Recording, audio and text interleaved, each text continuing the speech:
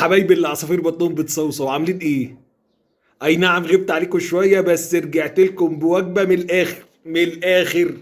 دي فراخ البركه سمعت قوي قوي قوي في اسكندريه، والناس حبتها جدا، والراجل من كتر النجاح اللهم صل على النبي مشي فتح فروع في كل الجمهوريه.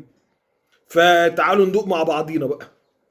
يقول واحد فتح الفرخه يقول لك اوبا ده عامل زي السيراميك الابيض، ده نضيفه خالص، فهنجرب مع بعضينا بقى. الوجبة عبارة عن نص فرخة وشوية بطاطس وتومية وكول سلو تحتها والرغيف ده. دبوس على مقاسهم اهو. نقول بسم الله.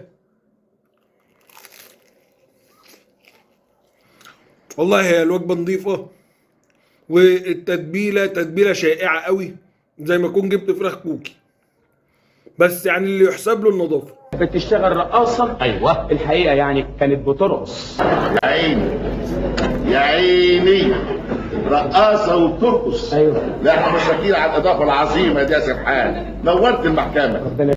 اديله 7.5 من 10. حلو. يلا باي واشوفكم في ريفيو جديد.